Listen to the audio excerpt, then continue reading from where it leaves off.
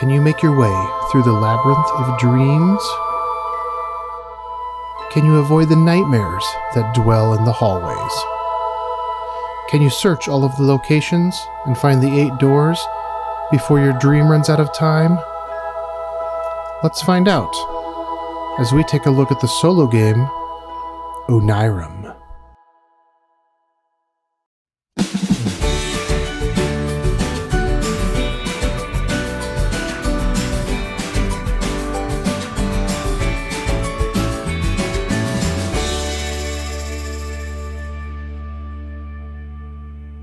What's up everyone? Chris Holmes here, you're watching Bored at Home. In this video, we're going to take a look at the wonderful solitaire game, Onirim. Or Onirim? Or Onirim? I'm not really sure which. I've heard it many different ways. I usually say Onirim, so I'll go with that. This game can also be played with 2 players, but I feel like it works best as a solo experience. In Onirim, you are a dreamwalker lost in a mysterious labyrinth. Your goal is to find the 8 Oniric doors. To find these doors, you will need to explore locations within the labyrinth, represented by different colored location cards. The locations you are exploring are the observatory, the aquarium, the garden, and the library. Along the way, you will encounter dreams that appear in the form of nightmares, which will impede your progress towards finding the 8 doors. So let's get right to it and take a look at how it's played. Alright, here's your basic setup for Onirim. You have the deck of cards and some room on the table. You're going to take 76 cards from the basic game and thoroughly shuffle them. In the basic game, there are 58 location cards, each containing one of 3 symbols. You have a sun, moon, key, and these cards come in four different colors: red, green, blue, and brown. You also will have 8 door cards, 2 of each color. These are what you're searching for to win the game. And you will have 10 nightmare cards. You're trying to avoid these. At this point, be sure not to mix in any of the cards from the expansions, which will have different symbols. Set this shuffle deck to the side and leave room for a discard pile and a limbo pile. Along the top, you'll leave room to place your doors, and in the middle, you'll have room where you'll be playing your cards, creating your labyrinth.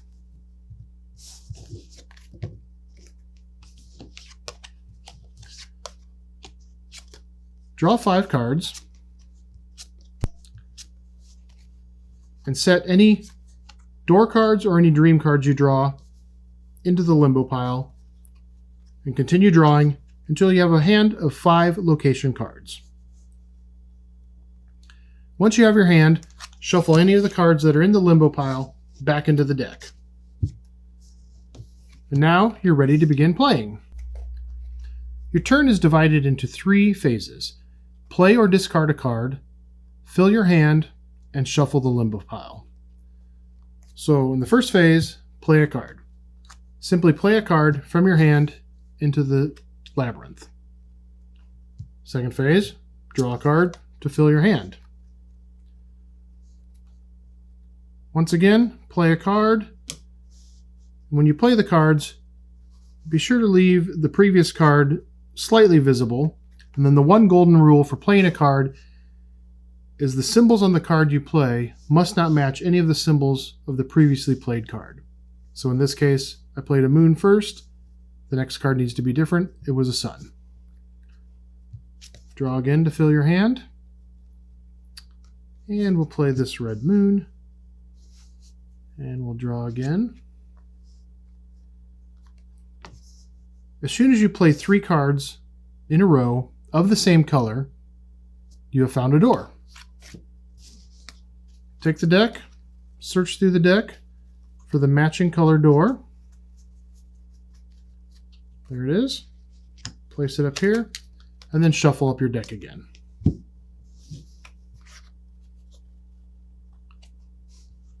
Fill your hand back to 5. Now, if I were to play this red card, I do not get to search the deck again for a door. This does not become a set of 3 here. This card becomes the first card in a new set of 3 cards. So that's just an important note to remember. And we'll draw another card. Now, like I said before, in phase 1 you could play or discard a card. So far we've just been playing cards. Let's talk about discarding a card. To discard a card, you simply choose a card from your hand and place it in the discard pile. If you discard a sun or a moon, nothing happens. If you just decide to discard a key card, though, you've triggered a prophecy. To perform the prophecy, look at the top 5 cards of the deck.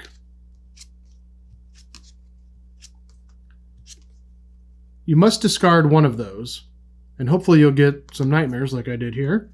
So we'll discard one of those, and then you put the cards back into the deck in any order you choose. Put them there. And I'll draw to fill my hand again. And once again, we'll play a card. And we'll draw a card. Now let's talk about the second phase, filling your hand.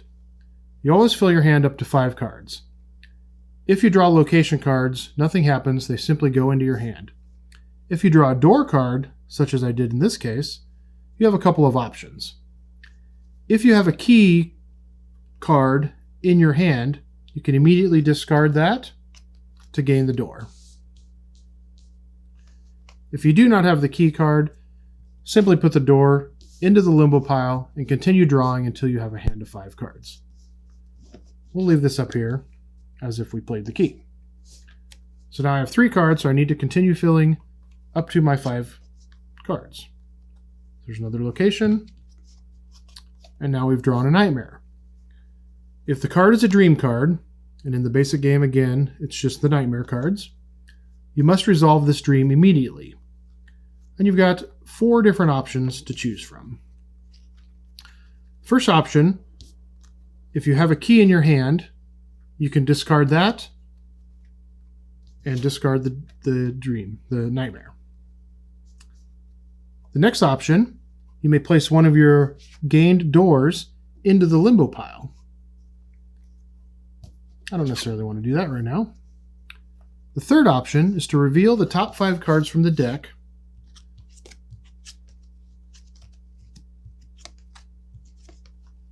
and discard everything that is not a door or a dream card. So in this case, I have a door. We'll put that in the limbo pile. We'll discard everything else.